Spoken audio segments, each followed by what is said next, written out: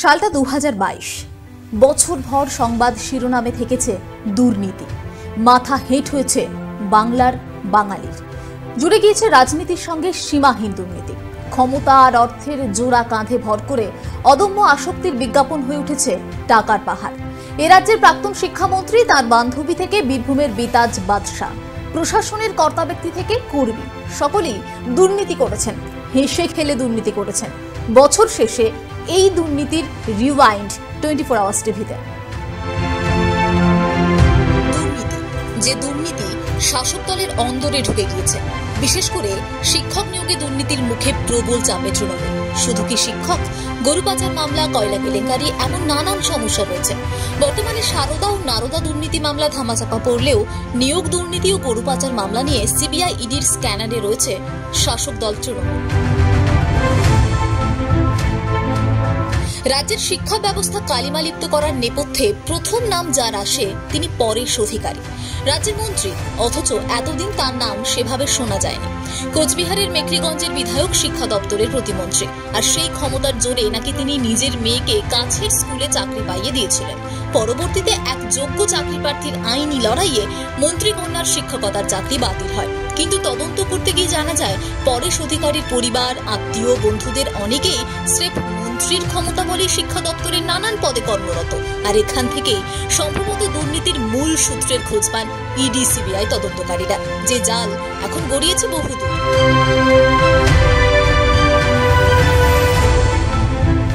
শাসক দলের অতি চেনা মুখ পার্থ চট্টোপাধ্যায়। বিধানসভা থেকে শিল্প সম্মেলন, দলের পার্টি অফিস থেকে শিক্ষা দপ্তর, একটা সময়ে তার উপস্থিতি ছিল মুখ্য। আর সেই সময়েই কোনো চোরা পথে ফাঁদ পেতেছিল বিপদ, টেরও পাননি তিনি। যখন পেলেন বড্ড দেরি হয়ে গিয়েছে। শিক্ষামন্ত্রী থাকাকালীন দেদার দুর্নীতির অভিযোগ উঠছে পার্থ চট্টোপাধ্যায়ের বিরুদ্ধে। চাকরির পরীক্ষায় স্বজন পোষণ আর টাকার বিনিময়ে অযোগ্য প্রার্থীকে যোগ্য করে তোলা, কত বেআইনি কাজই না হয়েছে পার্থর আমলে, অন্তত অভিযোগ তেমনই।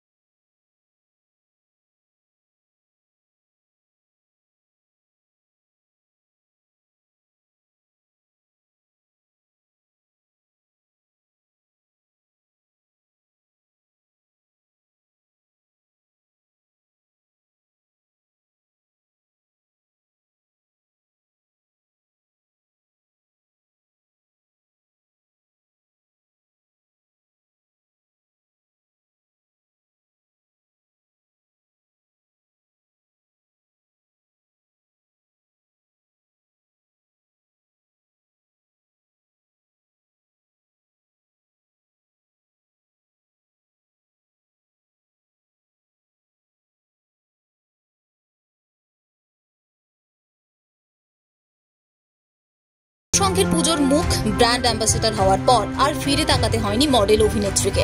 বেলঘরিয়ার বাড়ি, টালিগঞ্জের ফ্ল্যাট, সব জায়গায় টাকা আর টাকা।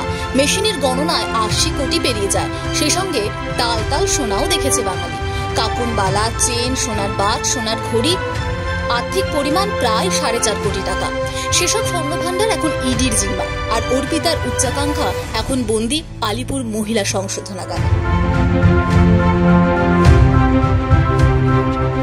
শিক্ষা পর্ষদের প্রাক্তন সভাপতি মানিক ভট্টাচার্য।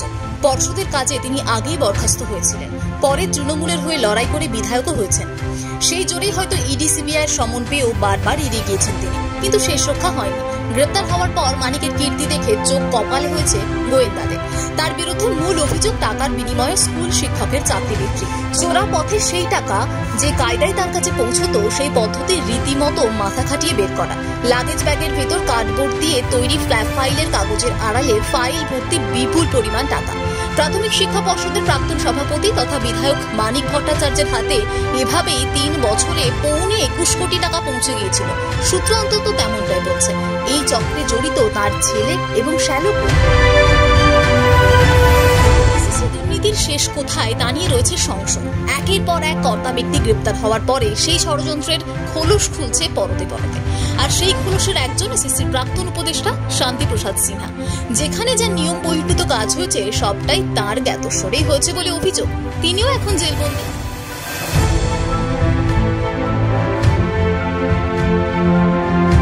অনুব্রত মণ্ডল, যার নামেই কাঁপে বীরভূম, সিপিএম আমলের একরোখা প্রতিবাদী কেষ্ট কালক্রমে শাসক দলের দোর্দণ্ড প্রতাপ নেতায় পরিণত হয়েছে।